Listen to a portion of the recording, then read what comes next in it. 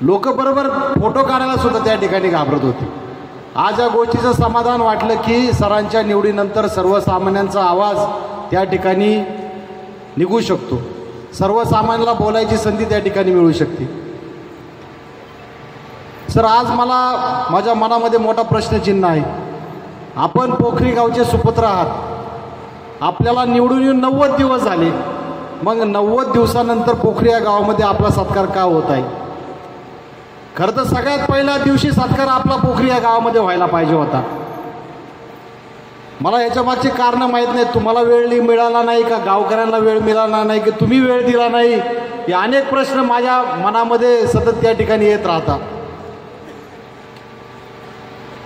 खरं तर सर, ज्यावेळेस विधानसभेची निवडणूक लागली, उमेदवारी जोपर्यंत घोषित झालेली नव्हती, विकासराव यावेळी स्टेजवरती उपस्थित आहेत. एक दिवस शंकररावच्या कंपनीमध्ये येऊन त्यांनी माझं खूप डोकं काढलं. सर, उमेदवारी सरांनाच पाहिजे. म्हणलो, विकासराव, उमेदवारी कोणाला पाहिजे हे तुम्ही आम्हाला ठरवणारे आम्ही कुणी नाही. जो कोणी उमेदवार असेल त्याला निवडून द्यायची जबाबदारी आमची आहे, पण तुम्ही तुमचं ठरवून घ्या. आमच्यासाठी उमेदवार हा महत्त्वाचा नाही. आम्हाला उमेदवार जो महायुतीचा असेल तो निवडून देणार आम्ही. विकासराव सर इथं अजूनही स्टेजवर बसलेले आहेत. त्यांच्या मनामध्ये प्रश्नचिन्ह होता की सर उमेदवार नसले तर आम्ही काय करणार. आमच्यासाठी उत्तर एकच होतं, सर, आम्हाला माहीत होतं उमेदवारी कोणाला मिळणार आहे, पण आम्ही प्रत्येक माणसाची परीक्षा त्या ठिकाणी घेत होतो. आम्ही प्रत्येक माणसाला त्या ठिकाणी चापत होतो की काय होणार आहे.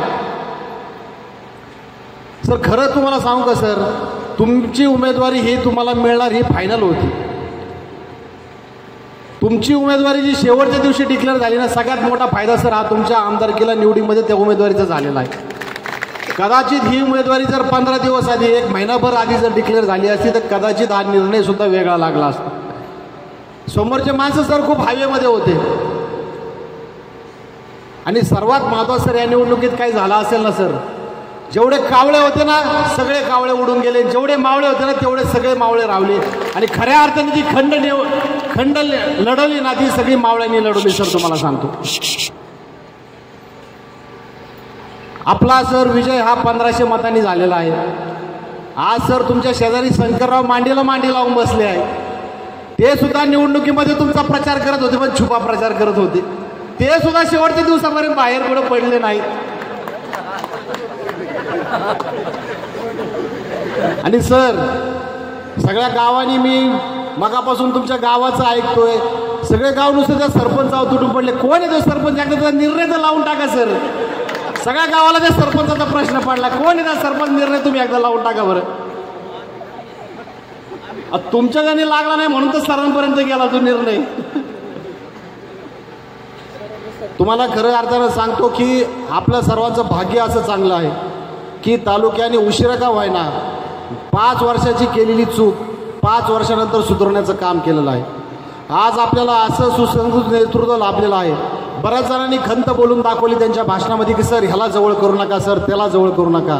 पण पुढचं त्याच्याही पुढचं तुम्हाला सांगतो सर, हे असं व्यक्तिमत्व आहे की गेले 40 वर्ष त्यांनी तालुक्याचा अभ्यास केला आणि 40 वर्षाची परीक्षा गेल्या 3 महिन्यापूर्वी त्यांनी दिलेली आहे. त्यांना तालुक्यातील प्रत्येक गावाचा आणि कार्यकर्त्याचा त्या ठिकाणी अभ्यास आहे. त्याच्यामुळे तुम्ही काळजी करू नका. कोणालाही सरांच्या मागे फिरू द्या, कोणालाही सरांना हार घालू द्या, कोणालाही सरांच्या गळ्यात पडू द्या, तुम्ही काळजी करू नका. सर ह्या योग्य माणसाला न्याय देणारा माणूस तुम्ही आम्ही कालच्या निवडणुकीमध्ये निवडून दिलेला आहे. आणि सर तुमच्या मागं अनेक अदृश्य शक्ती आजही काम करत आहेत. तुम्ही स्वतःला एकटं समजू नका. तुम्हाला ताकद देण्याकरता अनेक अदृश्य शक्ती जिल्ह्यातून राज्यातून त्या ठिकाणी काम करत आहेत.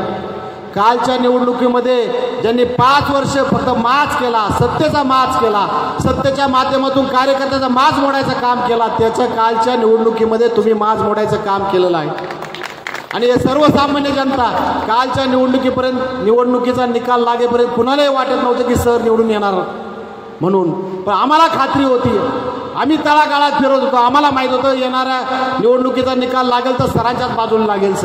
सर आमच्या सुपा भागामध्ये तर 100 पोस्टर तयार होती.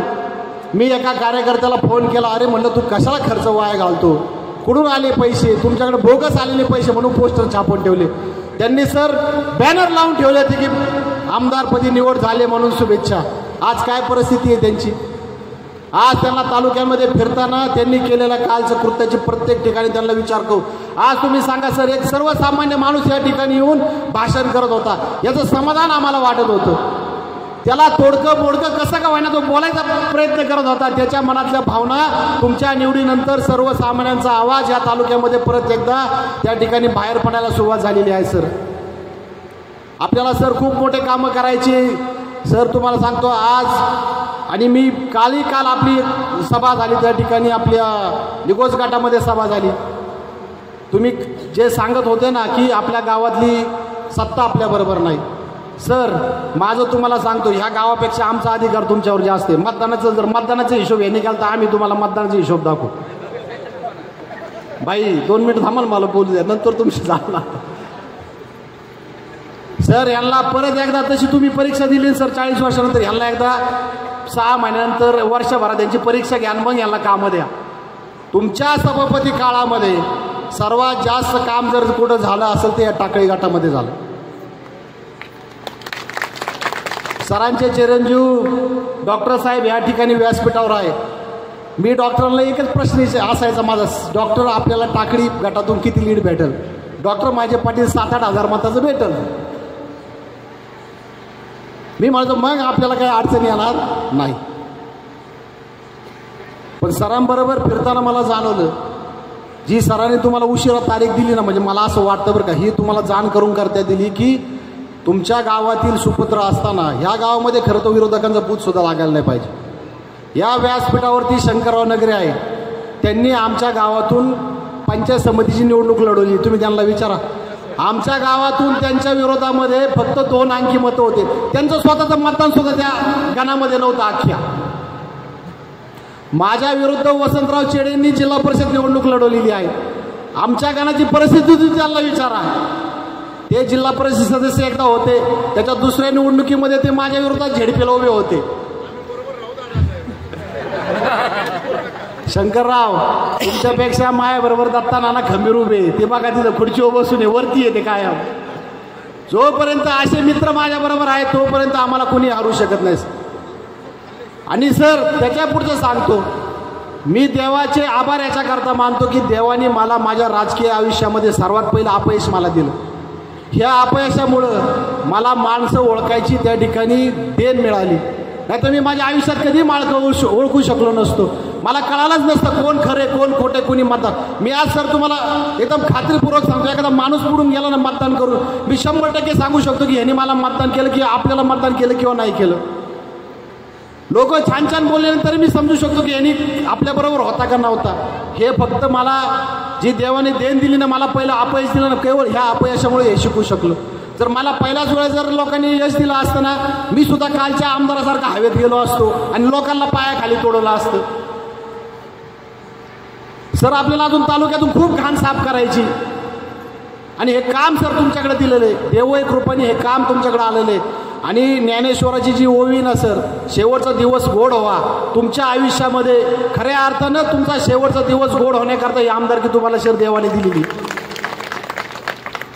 40 वर्षामध्ये सर, तुमच्या राजकारणातल्या 40 वर्षामध्ये सर अनेक संधी तुम्ही प्रयत्न केले सर, पण तुम्हाला आमदारकी कधी मिळाली नाही. आमदारकीचं तिकीट सुद्धा तुम्हाला कोणी मिळालं नाही. पण ज्या वेळेस तुमची इच्छा नव्हती त्यावेळेस देवाने तुम्हाला आमदारकीचं तिकीट दिलं आणि तुम्हाला निवडून सुद्धा त्या ठिकाणी दिलेलं आहे.